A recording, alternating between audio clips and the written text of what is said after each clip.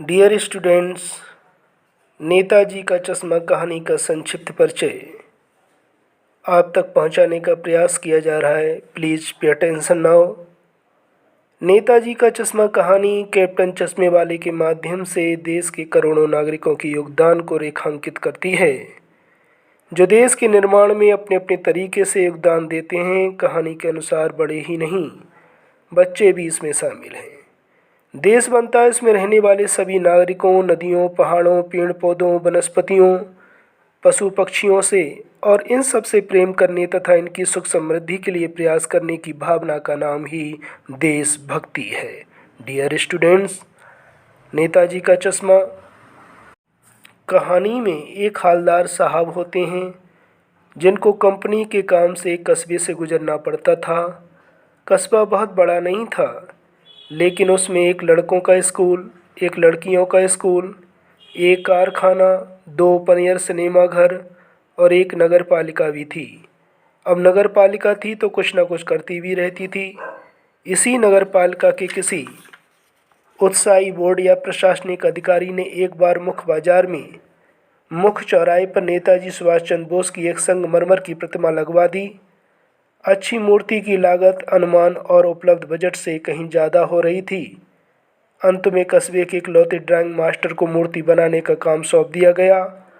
मूर्ति सुंदर थी, केवल एक चीज़ की ही कसर थी, नेताजी की आंखों पर चश्मा नहीं था।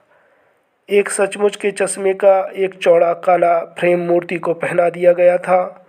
हालदार साहब ने पहली बार मूर्ति को देखा, सोचा, वाह भाई वाह, क्या आइडिया है, आइडिया भी बहुत ठीक है। मूर्ति पत्थर की लेकिन चश्मा रियल। दूसरी बार हालदार साहब कस्बे से गुजरे तो मूर्ति पर तार के फ्रेम वाला गोल चश्मा था। तीसरी बार फिर नया चश्मा। इस बार वे पान वाले से पूछ ही बैठे कि नेताजी का चश्मा हर बार बदल कैसे जाता है। पान वाले ने बताया, कैप्टन चश्मे वाला ऐसा करता है। हालदार साहब समझ गए कि चश्मे वाले को नेताजी की मूर्ति बिना चश्मे के बुरी लगती होगी, इसलिए अपने उपलब्ध फ्रेमों में से एक को वह नेताजी की मूर्ति पर फिट कर देता होगा। जब किसी ग्राहक को वैसा ही फ्रेम चाहिए होता है जैसा कि मूर्ति पर लगा है, तो कैप्टन वह फ्रेम मूर्ति से उठाकर ग्राहक को दे देता है और मूर्ति पर नया फ्रेम लगा देता है। किसी कारणवश मूर्ति के लिए ओरिजिनल चश्मा बना ही न था। हालदार साहब ने पान वाले से जानना चाहा कि कैप्टन चश्मे वाला नेताजी का साथी है या आज़ाद हिंद फौज का भूतपूर्व सिपाही।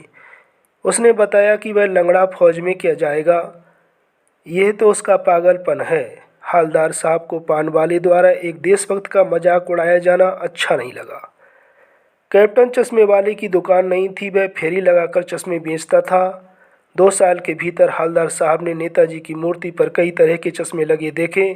एक बार जब हालदार साहब कस्बे से गुजरे तो मूर्ति पर कोई चश्मा नहीं था। पूछने पर पता चला कि कैप्टन चश्मे वाला मर गया। उन्हें बहुत दुख हुआ।